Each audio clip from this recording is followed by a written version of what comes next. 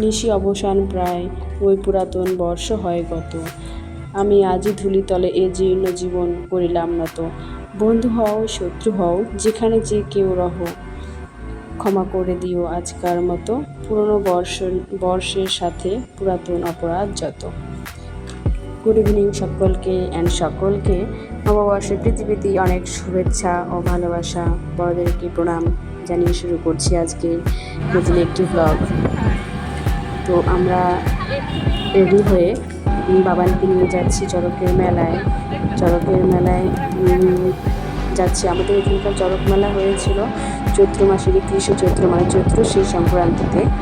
তো আমি আমার শাশুড়ি মা, আমার ভাই, বাবান সকলে মিলে আমরা মেলায় চলে আসলাম।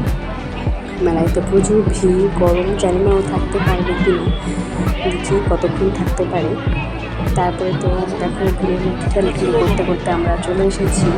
আর আমার ইচ্ছা ছিল যে বাবাকে চড়কের আর কি যারা ঘুরে যেয়ে ওদের কোলে দেবো, চড়কের কোলে দেবো।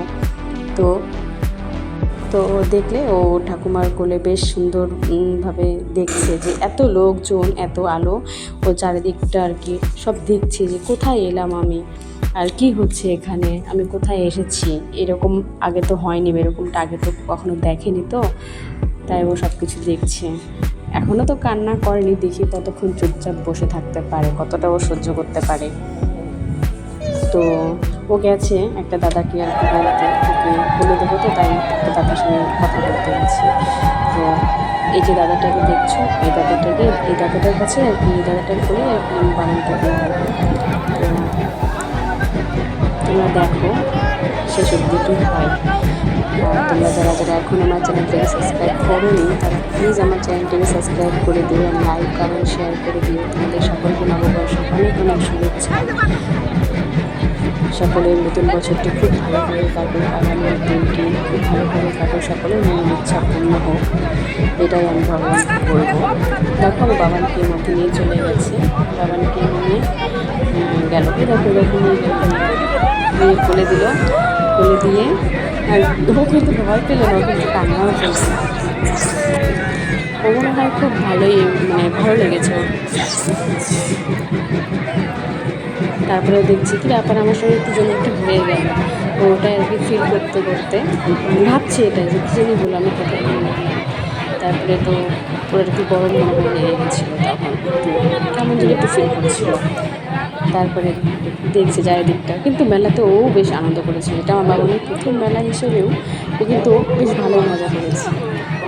হ্যাঁ, ও বেশ মজাতেই ছিল। প্রথম এত ভিড়, এত লোকজন দেখে যেতে যথেষ্ট শক্ত ছিল, সচেতন ছিল।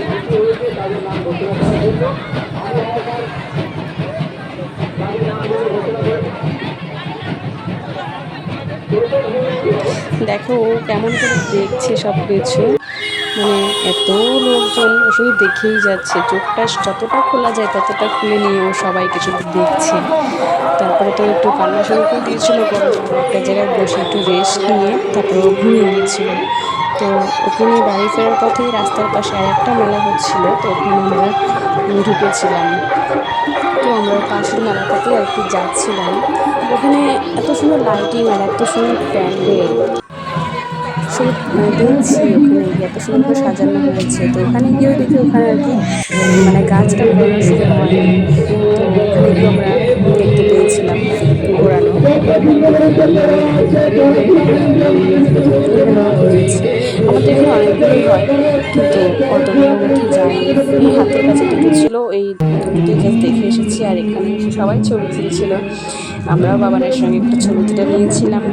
তারপরে এখানে এই মেলাতেই আর কি সবাই ছিল, আমাদের ফ্যামিলির আরও সবাই ছিল, যেমন আমার ছোট্ট হাসতি পাশে থেকে আমার সবার সঙ্গে কথাবার্তা বলে দেখা করে, ও আর এদিকে ও সবার কোলে যেতে যেতে আর কি ওর ঘুমটাও ভেঙে যায়। আমার ও ভিডিও সকলকে করার দেখছে, বা কোনো কিছু মানে সকলকে দেখছে। শেয়ার করার ওরও ঘুম ভেঙে গিয়েছিল। এক্সাইটেড হয়ে তারপর যাই আর আমি কি আরও। ওই একটু ঘুরে টুরে খুব কিছু ভালো খাওয়া লাগে। টাওয়া হয়নি তো প্লিজ মেলাতে আমাকে তেমন একটু কিছু, সাপোর্ট আমরা করো এত ভিড়ের মধ্যে কি আর খাবো সবাই ওকে আমার নিয়ে, পাশে থেকো, ওই জন্য আমাকে একটু কোথাও হেল্প খাওয়া হয়নি, করো। কোথাও দাঁড়ায়ও ওকে। নি, ওই একটু ওখানেই দাঁড়িয়ে তো তারপরে এই ওকে দেখো নিয়ে আমাদের বাবা আমরা এখন বাড়ির বাড়ি উদ্দেশ্যে চলে রওনা যাচ্ছে, হয়ে ওর গিয়েছিলাম। এই জেঠিমার দেখো কোলে গাড়ির যাচ্ছে। মধ্যে আমরা বসে গিয়েছি, জেঠিমার ওর কোলে জেঠিমার গিয়ে কোলে ও চলে গেল।